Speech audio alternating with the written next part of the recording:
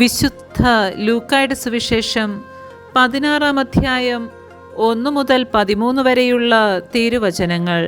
അവിശ്വസ്തനായ കാര്യസ്ഥൻ. യേശു ശിഷ്യരോട് പറഞ്ഞു, ഒരു ധനവാന് ഒരു കാര്യസ്ഥനുണ്ടായിരുന്നു.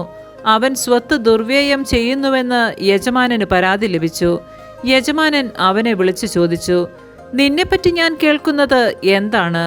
നിന്റെ കാര്യസ്ഥതയുടെ കണക്ക് ബോധിപ്പിക്കുക. മേലിൽ നീ കാര്യസ്ഥനായിരിക്കാൻ പാടില്ല. ആ കാര്യസ്ഥൻ ആത്മഗതം ചെയ്തു, യജമാനൻ കാര്യസ്ഥത എന്നിൽ നിന്ന് എടുത്തു കളയുന്നതിനാൽ ഞാനിനി എന്തു ചെയ്യും? കിളയ്ക്കാൻ എനിക്ക് ശക്തിയില്ല, ഭിക്ഷയാചിക്കാൻ ലജ്ജ തോന്നുന്നു.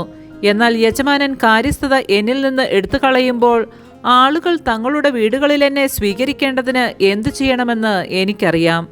യജമാനനിൽ നിന്ന് കടം വാങ്ങിയവർ ഓരോരുത്തരെ അവൻ വിളിച്ചു. ഒന്നാമനോട് അവൻ ചോദിച്ചു, നീ എൻ്റെ യജമാനന് എന്തു കൊടുക്കുവാനുണ്ട്? അവൻ പറഞ്ഞു, 100 ബത്ത് എണ്ണ. അവൻ പറഞ്ഞു, ഇതാ നിന്റെ പ്രമാണം, എടുത്ത് 50 ബത്ത് എന്ന് തിരുത്തി എഴുതുക. അനന്തരം അവൻ മറ്റൊരുവനോട് ചോദിച്ചു, നീ എന്ത് കടപ്പെട്ടിരിക്കുന്നു?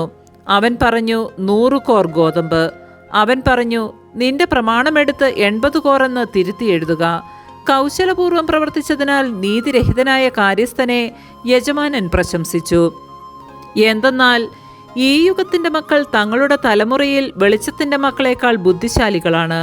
ഞാൻ നിങ്ങളോട് പറയുന്നു, അധാർമിക സമ്പത്ത് കൊണ്ട് നിങ്ങൾക്കായി സ്നേഹിതരെ സമ്പാദിച്ചുകൊള്ളുവിൻ. അത് നിങ്ങളെ കൈവെടിയുമ്പോൾ അവർ നിങ്ങളെ നിത്യ കൂടാരങ്ങളിൽ സ്വീകരിക്കും.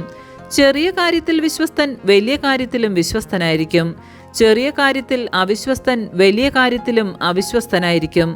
അധാർമിക സമ്പത്തിൻ്റെ കാര്യത്തിൽ വിശ്വസ്തനായിരിക്കുന്നില്ലെങ്കിൽ യഥാർത്ഥ ധനം ആര് നിങ്ങളെ ഏൽപ്പിക്കും? മറ്റൊരുവന്റെ കാര്യത്തിൽ നിങ്ങൾ വിശ്വസ്തരല്ലെങ്കിൽ നിങ്ങൾക്ക് സ്വന്തമായവ ആര് നിങ്ങൾക്ക് തരും? ഒരു ഭൃത്യന് 2 യജമാനന്മാരെ സേവിക്കുവാൻ സാധിക്കുകയില്ല. ഒന്നുകിൽ അവൻ ഒരുവനെ ദ്വേഷിക്കുകയും മറ്റവനെ സ്നേഹിക്കുകയും ചെയ്യും, അല്ലെങ്കിൽ ഒരുവനോട് ഭക്തി കാണിക്കുകയും മറ്റവനെ നിന്ദിക്കുകയും ചെയ്യും.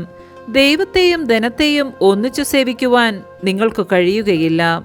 നമ്മുടെ കർത്താവായ മിശിഹായ്ക്ക് സ്തുതി.